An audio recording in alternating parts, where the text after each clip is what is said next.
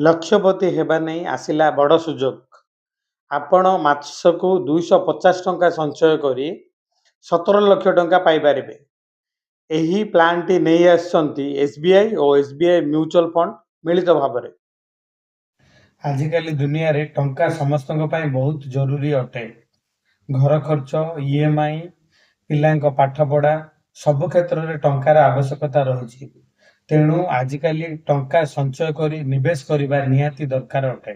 ବହୁତ ସ୍କିମ୍ ଅଛି, କିନ୍ତୁ ଏହା ସବୁ ଗ୍ରାହକମାନଙ୍କର ସ୍ୱପ୍ନ ପୂରଣ କରିନଥାଏ। ଲକ୍ଷପତି ହେବା ପାଇଁ ଆସିଛି ଗୋଟିଏ ବଡ଼ ସୁଯୋଗ। ଆପଣ ମାସକୁ ମାତ୍ର 250 ଟଙ୍କା ସଞ୍ଚୟ କରି କିଛି ବର୍ଷ ମଧ୍ୟରେ ଲକ୍ଷପତି ହୋଇପାରିବେ। ଏଥିରେ 250 ଟଙ୍କା ନିବେଶ କରି ଆପଣ ଏକା ସାଙ୍ଗରେ 17 ଲକ୍ଷ ଟଙ୍କା ପାଇପାରିବେ। ଏଥିରେ ଆଶ୍ଚର୍ଯ୍ୟ ହେବାର କିଛି ନାହିଁ। ଆଜିକାଲି ବିଭିନ୍ନ ନିବେଶ ସ୍କିମ୍ ମାଧ୍ୟମରେ ଲୋକମାନେ କୋଟି କୋଟି ଟଙ୍କା ଇନକମ୍ କରୁଛନ୍ତି।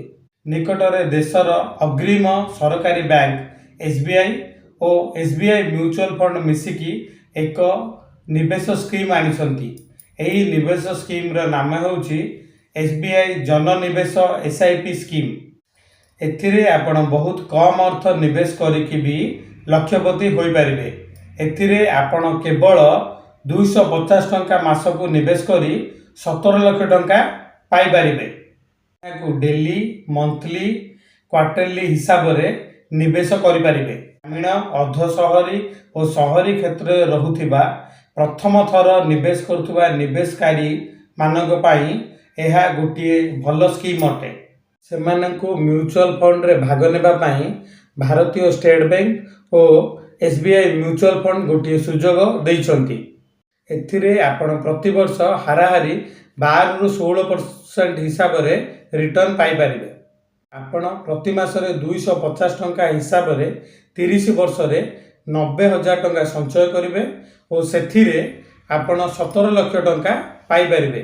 ଯଦି ଆପଣ ଏହାକୁ 40 ବର୍ଷ ନିବେଶ କରୁଛନ୍ତି, ତାହେଲେ ଆପଣ 78 ଲକ୍ଷକୁ ଛୁଇଁପାରିବେ। ଏମିତି ଶାନଦାର ଇନଭେଷ୍ଟମେଣ୍ଟ ଭିଡ଼ିଓ ଦେଖିବା ପାଇଁ ଆପଣ ମୋ ଚ୍ୟାନେଲକୁ ସବସ୍କ୍ରାଇବ୍ କରନ୍ତୁ। ଆଜି ପାଇଁ ଏତିକି।